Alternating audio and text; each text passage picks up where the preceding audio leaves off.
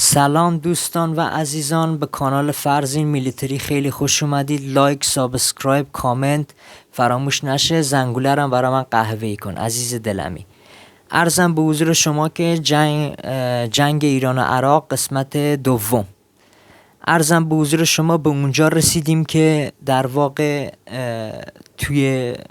میگم که صدام روز دوم با زره‌ای که حمله کرد، خب فکر میکرد عربا با هلهله و کلکله عربای خوزستان میان به سمتش، ولی عربا بهش یه فاک نشون دادن، گفتن fuck you bitch, this is my country, I wanna die for my country. خب اینو میگم که بدونین که عربای ایرانی هم ایرانی هن. خب جز ماهان 1,648,195 کیلومتر مربع ما مساحت داریم و قطر ماست و ما 60 تا زبونیم، از مبنا مفهومیم. اینو آقا یاس میگه توی آهنگ بیم، چون من رپ بازم. خب عرضم به حضور شما که عزیزان، آقا گفتم که صدام توی جنگ وقتی دید که اتفاقا عربا نیومدن سمتش، برای همین چیکار کرد؟ اولین بمب شیمیایی که زد توی سوسنگرد زد. خب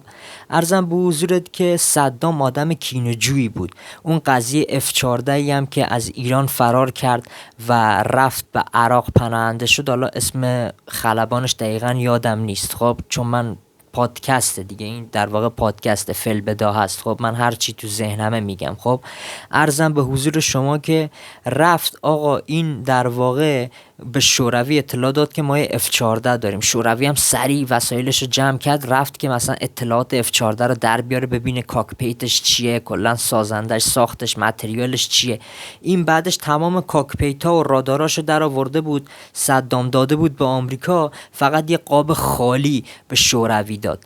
برای چی؟ برای اینکه سوویت در واقع جنگنده های، میگم که قبلا من گفتم، خب در واقع یه طوریه که شوروی یه طوری بود که سیاستش به همرزمای خودش وسایل جنگی وقتی میفروخت، در واقع خیلی نسخه پایینتر و ابتدایی تر از نسخه اصلی رو در واقع یکی که خودش استفاده میکرد و میفروخت.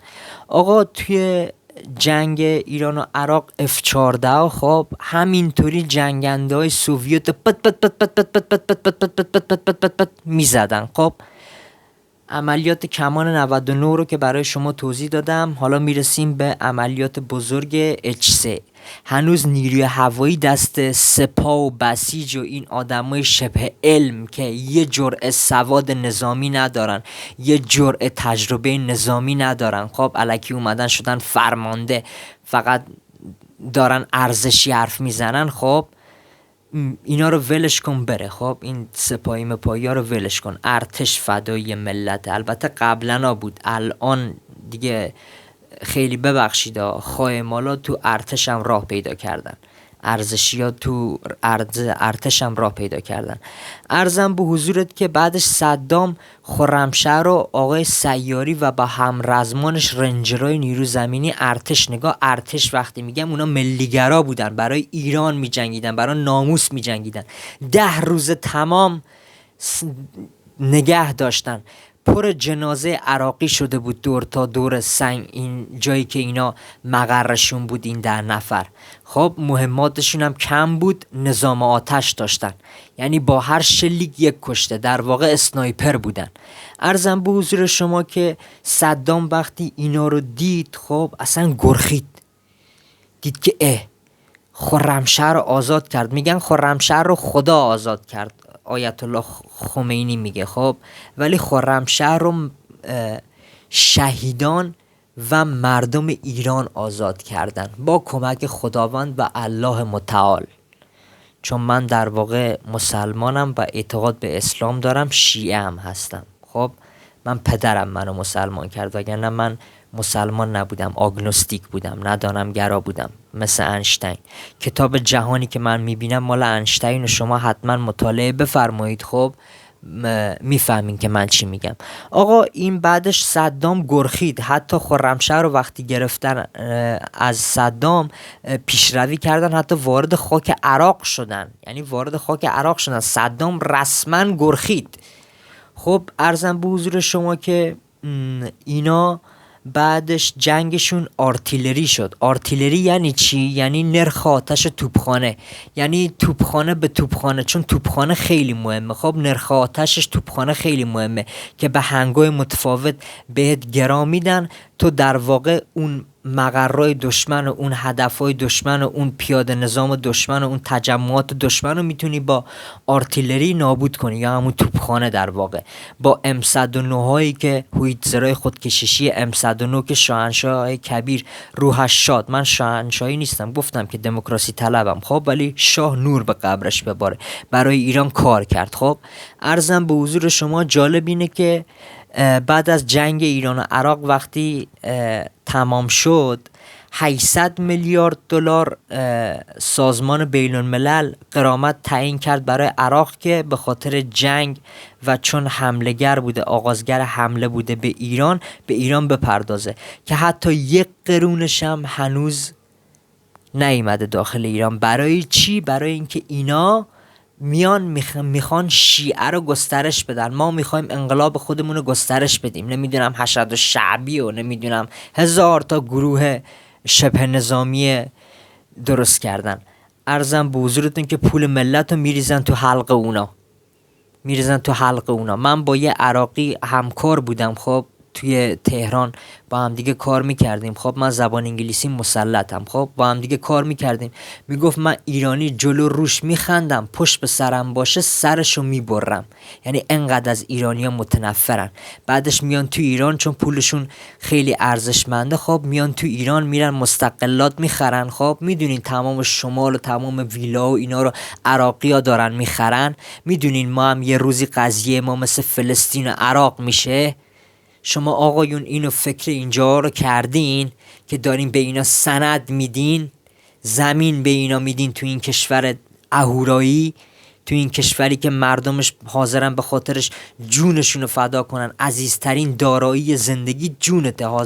من خودم شخصا حاضرم جونم رو فدا کنم برای کشورم، چون من سرباز ملتم. خب و رسپکت قائلم برای کسانی که تو جنگ بودن و همه کسانی که به جنگ به قولی در واقع درگیر بودن، جانبازا، شیمیایی‌ها، شهیدا، همه کس، حتی اونایی که توی بمبایی که صدام مینداخت رو شهرها کشته شدن. من حتی برای اونم احترام قائلم و رسپکت، واقعا رسپکت، احترام نظامی باید براشون گذاشت. جالب اینه که غرامت رو بهشون نداد. خب بعد عراق میگم که وارد فاز آرتیلری شد، یعنی نرخ آتش توپخانه به توپخانه حمله میکردن.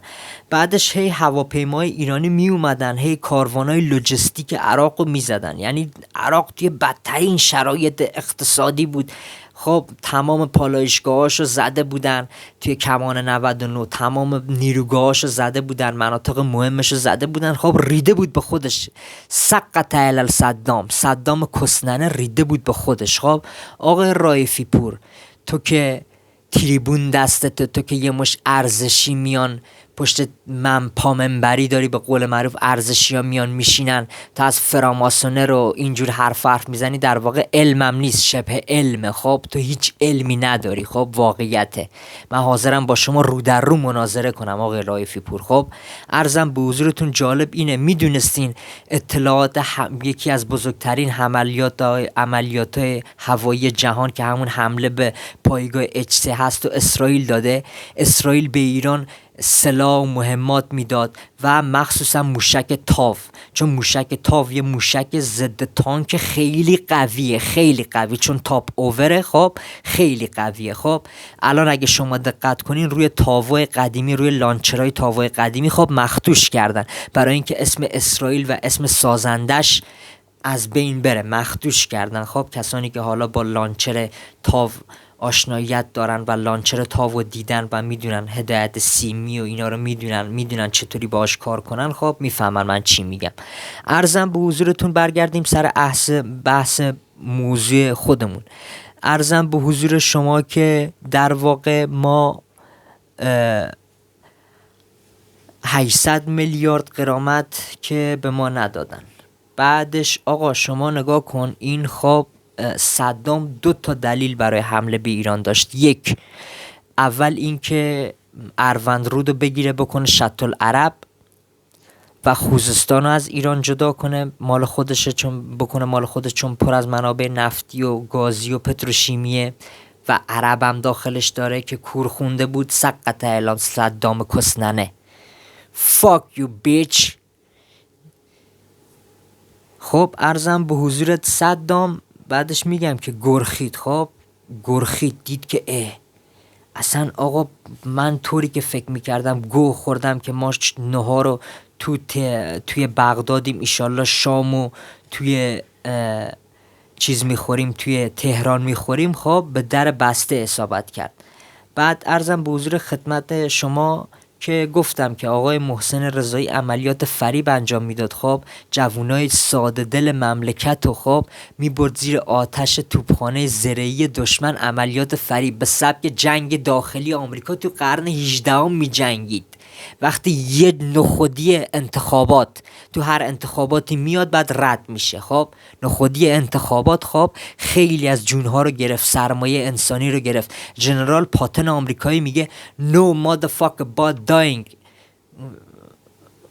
واسه این ترجمه فارسیش میشه هیچ مادر جنده‌ای با مردن توی جنگ پیروز نشده. خب ما پس باید سرمایه‌های انسانیمون رو تا میتونیم حفظ کنیم. خب اینا سربازای ساده دل ملت سرباز صفر رو میفرستادن جلوی گوشت دم توپ بشن.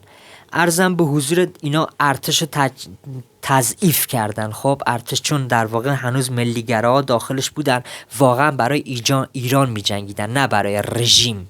خب بعد سلاحاشون رو به بسیج و سپاه دادن. اینا هم خب بلد نبودن باش کار کنن دیگه مسلما. خب چون اطلاعاتی ندارن، نیرو هوایی هنوز دست ارتش بود و ارتش با نیرو هوایی کولاک کرده. یعنی شهید دوران و شهید عباس بابایی و غیره خب اینا کولاک کردن یعنی کولاک کردن. شهید عباس بابایی رو هم خود ضد هوایی بسیجی‌ها اشتباهی زدنش، هواپیمای F5 یعنی برادرکشی کردن توی جنگ. خب وقتی به خودی شلیک میکنی به اصطلاح میگن برادرکشی. خب عرضم به حضور توی 22 سپتامبر در واقع عراق حمله کردن و کلی ضرر مالی دیگه دید صدام کسننه و مجاهدین خلق حرومزاده. یعنی من هر جا مجاهدین خلق ببینم خب پربالشو میچینم. این یه واقعیتیه. ریختن خون اونا مباهه از دید اسلام، از دید شریعت اسلام، چون اونا خیانت کردن. خیانت به کشور مساویه با مرگ.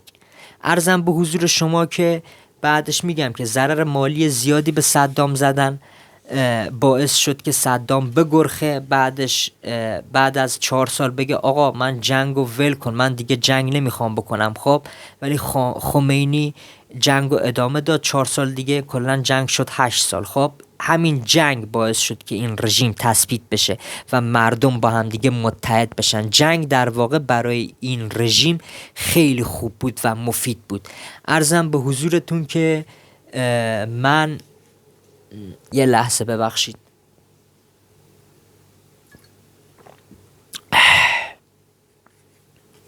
لامصب بدون سگی نمیشه آدم اصلا کنفرانس بده.